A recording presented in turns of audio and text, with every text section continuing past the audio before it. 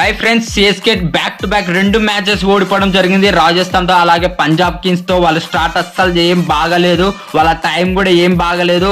అసలు వాళ్ళు ఎందుకు ఫెయిల్ అవుతున్నారంటే నాకేమనిపిస్తుందంటే వాళ్ళు మినీ యాక్షన్లోనే కంప్లీట్గా ఫెయిల్ అయ్యారు. చాలా మంది ఎక్స్పీరియన్స్ ప్లేయర్స్ అయితే వచ్చారు ఆక్షన్లోకి, బట్ వాళ్ళు యంగ్స్టర్స్ కోసం పెట్టారు మనీ ఎంత.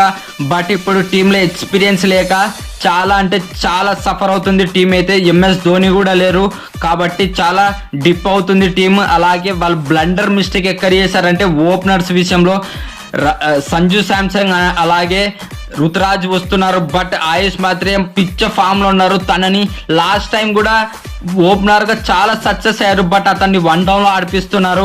నాకేమనిపిస్తుంది సంజుని అలాగే ఆయుష్ మాత్రాన్ని ఓపెనర్ గా తెచ్చి అలాగే వాళ్ళ కెప్టెన్ ని 1 డౌన్ లో ఆడిపిస్తే చాలా బెటర్ అనిపిస్తుంది. అలా కంచుకోటైన చపక్ స్టేడియంలో కంటిన్యూగా 6 మ్యాచెస్ ఓడిపోవడం జరిగింది. ఇది ఎప్పుడు జరగలేదు, సిఎస్కేకి ఫస్ట్ టైం జరుగుతుంది. అలాగే నెక్స్ట్ మ్యాచ్ ఆర్సీబీతో సండే రోజు 1 డే గ్యాప్ లోనే ఉంది. సో సిఎస్కే కంబ్యాక్ ఇవ్వడం చాలా చాలా కష్టం అవుతుంది. అలాగే ఆర్సీబీ మామూలుగా లేదు, బ్యాటింగ్ లో ఫీల్డింగ్ లో బౌలింగ్ లో చాలా అంటే చాలా స్ట్రాంగ్ ఉంది. వాళ్ళని ఓడించి కంబ్యాక్ ఇస్తారా లేదా మీకేమనిపిస్తుంది? నాకైతే చాలా కష్టం, 3వ మ్యాచ్ కూడా ఓడిపోతారేమో అనిపిస్తుంది.